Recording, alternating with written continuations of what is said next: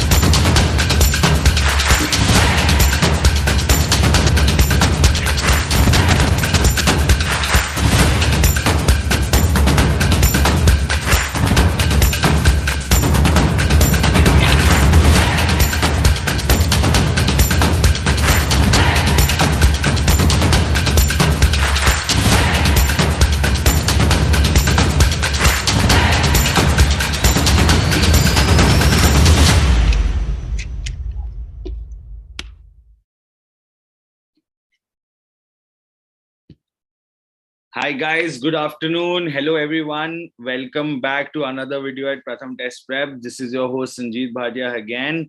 And as you all know, I'm a graduate from National Law University, Bhopal. I've completed my BLLB honors from NLIU Bhopal. And today we are meeting again for another video for your legal affairs, so your CLAT and AILET. So this is a continuous series that I do on Mondays, where I'm discussing some legal important affairs that can pop up as your comprehension-based passages in your CLAT or CLAT examination perfectly. And these newses can be important for general knowledge in your AILET also, right? So I have gotten some good and like bad news is in these legal affairs, obviously. So definitely we'll be discussing both the sides and what is happening in these cases, and you can also keep an eye and read more about it if you are interested in it, right? So that's an option that is always available to you.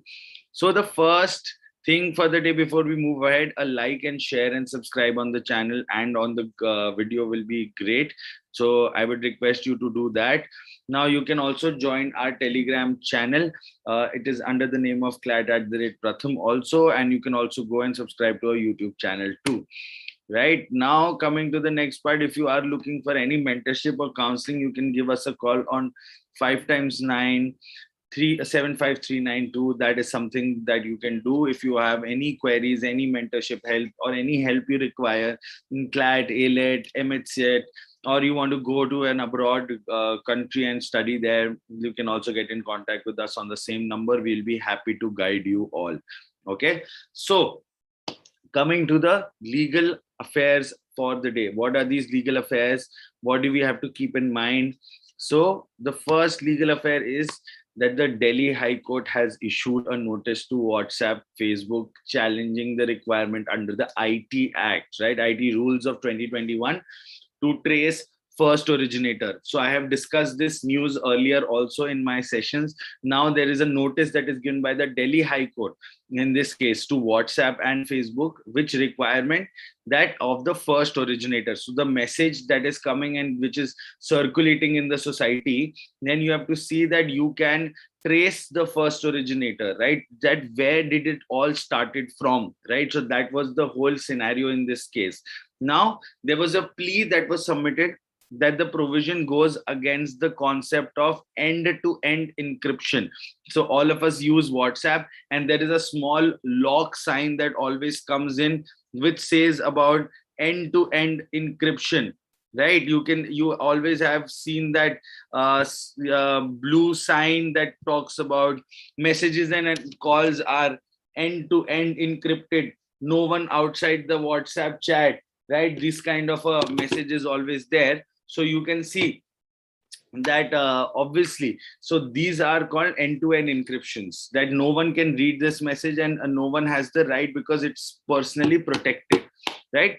So now and as it was forced the private companies to collect and store who said what and who shared what data, right? So that is what is being said here, कि अगर ऐसा कुछ हुआ तो private company को they have to collect all the data, like who said what and who shared what. So all these data also has to be stored by them. Now the Delhi High Court today issued a notice in this petition, and that was filed by WhatsApp and its parent company Facebook, challenging the IT rules of 2021 to the extent that it requires intermediary to make provisions for identifications of the first originator of the information. Okay, so this was the petition that was filed and in the Delhi High Court by WhatsApp Inc., which is by the parent company Facebook, right? So Facebook owns WhatsApp now, so obviously it's a parent company. So this is what the recent case is in the IT rule. So now you know that it is coming in your real life also. End-to-end encryption, everybody uses WhatsApp. So this is something that you can always look into, that there are a lot of legal technicalities that are happening in the country that you should keep your eye on. That this is one of those cases. This can be asked to you in your CLAT examination. There is a high amount of probability because it's a very, very important case right now in the country, because it's gonna change the demographic of how you use your social media also. That if the government knows who's sending what, then definitely there is a lot of privacy impeachment that is happening in this case. So you have to check that your whole social media experience would definitely change if these kinds of things are happening. Now the next case for the day is that there is a judge, Chief Justice B.V. Nangarathna, right? She's a woman. She's becoming the first woman Chief Justice of India. There are very high probability that she might be appointed as the first woman Chief Justice of India. So do keep an eye on this legal affair also. Very, very important, right? So her father has also served as a Chief Justice of India, right? That is Justice E.S.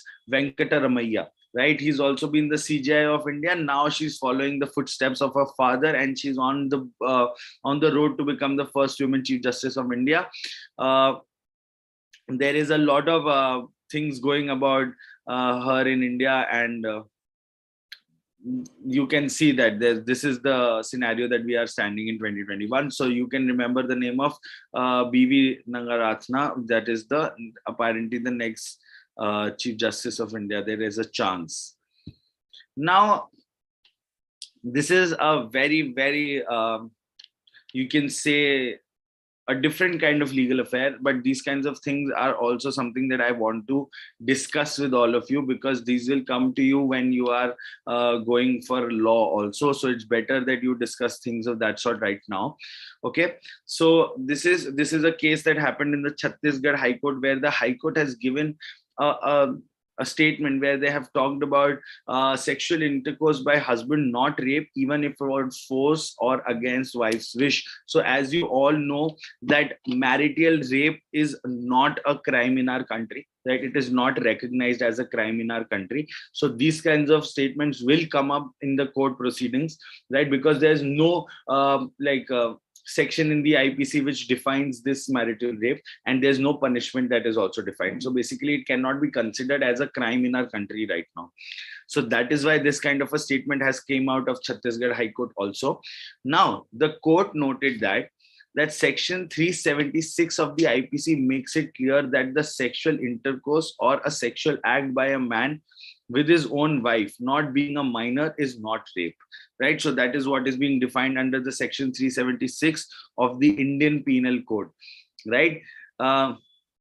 And you can read it in the next line, that given that marital rape is not recognized or considered an offense in Indian law, the Chhattisgarh High Court recently discharged a man for facing trial for rape on the complainant by his wife.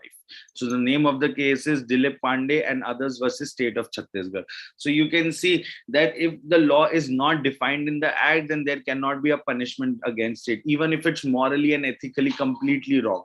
Right? So this is what we are facing in our country. So there's no law over it. So there's no punishment that comes up in certain scenarios. So this is the third legal affair for you for this day. Right? I'm going a little quick today so that you can also have a quick video today, and so that you can also see these legal affairs when you want to revise it very quickly. Okay. So marital rape is not recognized. Normal rape is. So definitely there the essence of consent goes away after marriage. That's what the court is trying to say here, right? If you see it in that manner. So definitely it's heart-wrenching, and you have to understand that it is such a traumatic situation for a woman who's there inside that household.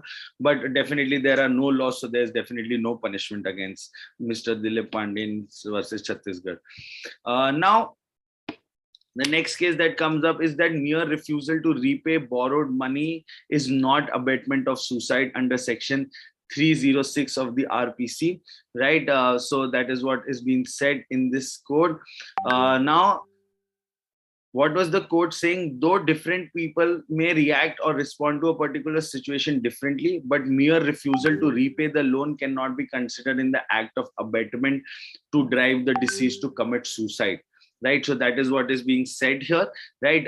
They might react in a different manner, but definitely the mere refusal or to repay the loan cannot be considered an act of abetment to drive the deceased to commit suicide. That's what the court has said. I'm quoting the court only. Now, there are different persons. So, so the court has considered that this not repaying the money cannot be considered as abetment to suicide. Simple as that. And it was a order that was passed in the plea of Gauri Devi, who was challenging the first information report registered against her in 2010 for the abetment of suicide of her son-in-law Ghanshyam. ठीक है, घनश्याम के against में ये complain थी. So that is what is being said, that mere refusal to borrow money, repay the borrowed money cannot be considered as abetment to suicide. कि अगर आपने किसी से borrow किए पैसे और आपने मना कर दिया कि मैं पैसे नहीं दूंगा, और वो आदमी आपके घर की खिड़की से कूद जाता है, right? So ये abetment to suicide नहीं कहलाएगा, right? It is everybody can react to a situation in their own manner, so it cannot be considered as abetment to suicide. Simple as that. Now the next thing is, not resisting at the first time of sexual assault amounts to pre-consent, right? So that is also what the court has said, that the court factored the accused and the complaint has been in a relationship, and that allegations of rape arose only after the accused refused to marry the complainant soon after she became pregnant, right? So definitely that is what the court has said. The Madras High Court recently acquitted a man who's accused of rape upon finding that the complainant had not resisted at the first time of alleged sexual assault, which the course opened in this case amounted to pre-consent, right? So ऐसे बहुत सारे आपको moving judgements मिलेंगे जो शायद आपके दिमाग में एक बार में first time it will feel very odd to you, right? Understand this, and I am telling you with this personal this is my personal reactions also to these kinds of things, like what is the court exactly trying to do, right? These kinds of things are not meant to be this way, right? So definitely, but the court has their point of view. The court will obviously do whatever they like. The justices have also used their brain and reasonable human being factor here. So that's what they think about this case. And you can see what kind of culture and society we live in. This reflects a lot about our society too. So definitely, this is what is being said in the Madras High Court while they have acquitted the rape accused in this case, right? Very simple, nothing very difficult to understand here, but definitely this is what the court has said. So this is the last legal affair for the day, is from free education to teaching unprivileged kids, right? There were a lot of like unique bail plea applications that were filed. These are the unique jobs that were given to these people, because as you know that in the United States also, social service is also a form of punishment that is given to people, that you have to go and plant trees every week, or you have to do certain activities. So here also, this Bihar judge has given this unusual bail conditions to people, right? So Jhanjharpur was a town where the subdivision bench of Madhubani district was there, which is renowned for its painting. So there was a Justice Kumar who continued imposing his offbeat bail conditions, right? It will also be known as its lush green cover, right? Where he also told the people to go and if they are filing for a bail plea, they will tell the man to go on the bail condition and educate 5 unprivileged children, right? Or either he will provide them to plant trees in the district. So things of that. So these are the punishments that he's giving to the society, people in the society. So definitely it creates a very good form of harmony also, and definitely he's an offbeat judge that you can always see. So definitely he's doing things of that sort in Madhubani district in Bihar. So a great initiative by Justice Kumar also, and also it is going to improve the society in that district too, right? So that's a great step that was taken by him. So that is all for today, guys. Thanks for joining this video. I hope you are using your masks and hand sanitizer and maintain social distancing. If you are above 18 years old, do get yourself vaccinated and make sure that you also let other people get vaccinated around you. So all the best. Keep smiling. See you soon on Wednesday again with another video. Take care. Stay calm. Stay happy, and definitely keep preparing. Bye-bye, guys. Take care.